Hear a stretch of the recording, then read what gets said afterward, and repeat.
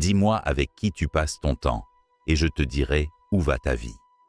Si tu te sens souvent vidé de ton énergie, constamment dans le doute, en train de remettre en question ta valeur, il est peut-être temps d'ouvrir les yeux.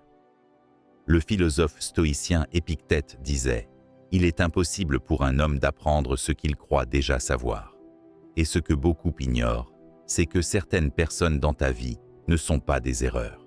Ce sont des leçons, des distractions incarnées, des tests déguisés, des voleurs d'énergie qui, lentement mais sûrement, détournent ton attention de ce qui compte vraiment. Dans cette vidéo, je vais te parler des 10 types de personnes que le stoïcien apprend à éviter. Pas par orgueil, pas par jugement, mais parce que ta paix intérieure, ta clarté d'esprit, ta vertu, méritent d'être protégée. Sénèque, dans ses lettres à Lucilius, disait « Tu deviens semblable à ceux avec qui tu passes ton temps. » Alors si tu veux t'élever, il va falloir faire des choix. Pas des choix faciles, des choix justes. Voici comment repérer ces personnes. Et surtout, comment t'en détacher avec sagesse. Car un vrai stoïcien ne fuit pas les autres. Il choisit de ne pas se laisser détruire. Dis-moi avec qui tu passes ton temps, et je te dirai où va ta vie. Si tu veux vivre avec force, paix intérieure et cohérence, tu dois apprendre à choisir tes fréquentations comme un jardinier choisit ce qu'il laisse pousser dans sa terre. Les stoïciens n'étaient pas misanthropes. Ils ne haïssaient pas les autres. Mais ils savaient que chaque relation influence ton âme, ton esprit, tes décisions. Aujourd'hui, je vais te partager 10 profils de personnes qu'un stoïcien apprend à reconnaître, à comprendre et parfois à laisser derrière lui. Les stoïciens, comme Marc Aurèle ou Épictète, enseignaient que la seule chose vraiment sous ton contrôle, c'est ton jugement moral, ta capacité à agir avec vertu, peu importe les circonstances. Mais pour y parvenir, tu dois te préserver de ce qui te détourne de ta nature rationnelle et vertueuse. Et parfois, ce sont les gens eux-mêmes. Alors entrons dans le vif du sujet. Voici les différents types de 10 personnes à éviter. Absolument. En première position, le manipulateur émotionnel, car il culpabilise, il ment à demi-mot.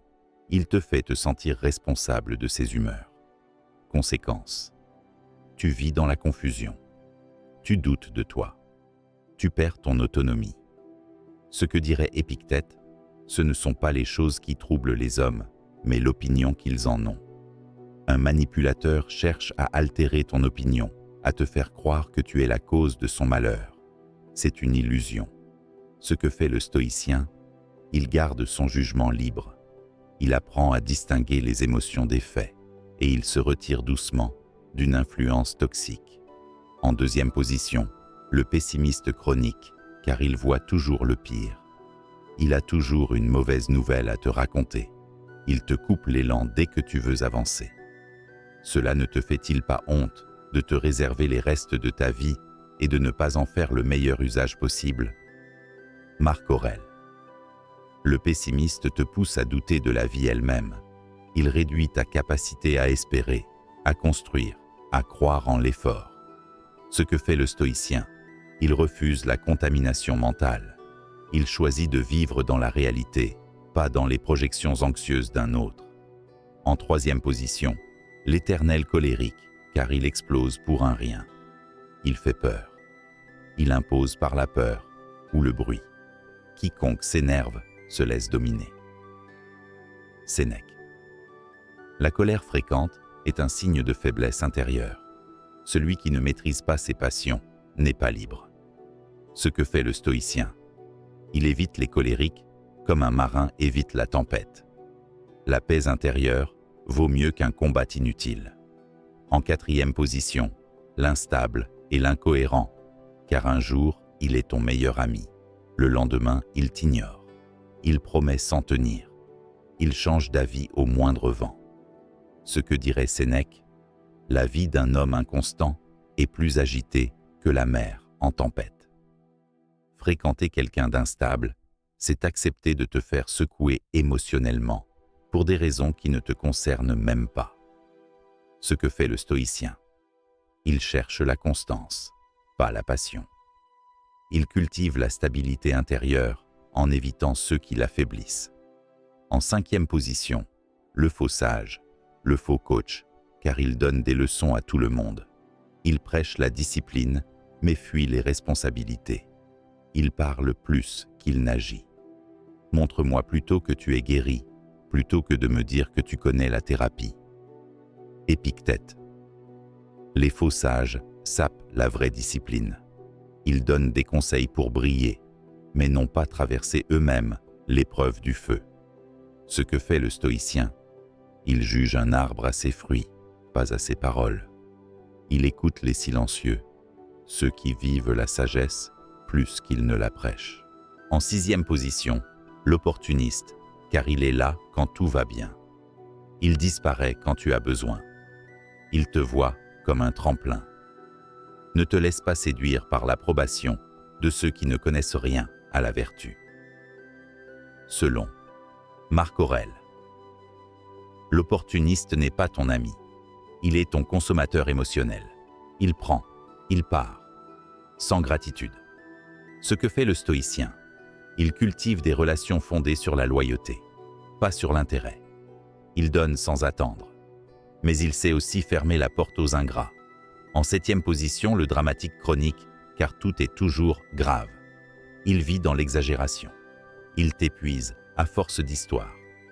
La tranquillité de l'âme vient du détachement des événements extérieurs.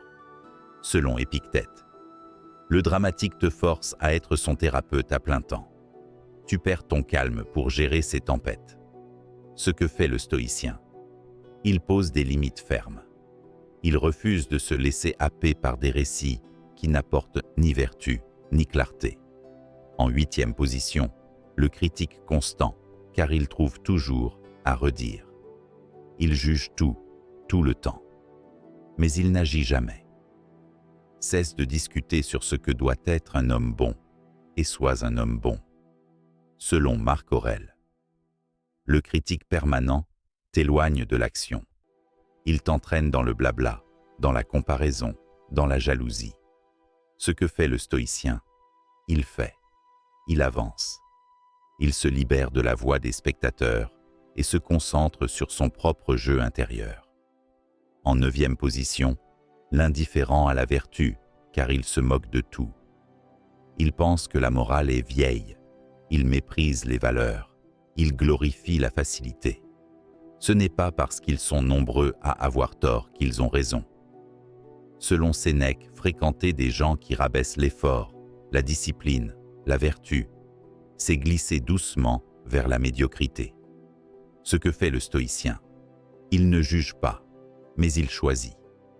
Il sait que ce qu'il laisse entrer dans son esprit finit par devenir sa norme. En 10e et dernière position, le dépendant affectif, car il a besoin de toi pour exister. Il t'étouffe. Il te fait croire que tu es indispensable à son bonheur. Aime comme si tu devais perdre demain. Selon Sénèque. Ce n'est pas de l'amour, c'est de la possession affective. Et cela étouffe la liberté de penser, de s'élever, d'agir. Ce que fait le stoïcien. Il aime librement, sans attachement aveugle. Il donne, mais il ne s'oublie jamais dans l'autre. Pour conclure, choisis avec qui tu élèves ton âme. Le stoïcisme, ce n'est pas fuir les gens. C'est apprendre à aimer avec discernement, à mettre des limites, à préserver son centre. Nous devenons ce que nous contemplons. Selon Marc Aurèle, contemple des gens honnêtes, paisibles, profonds, pas parfaits, mais en chemin. Si tu veux continuer à cultiver cette force intérieure, abonne-toi. Car ici, on ne parle pas juste de philosophie. On parle d'une façon de vivre, d'une manière de se tenir, d'un combat pour la paix intérieure. Partage cette vidéo à quelqu'un qui a besoin de se libérer de liens toxiques. Et souviens-toi, la vertu commence par un choix.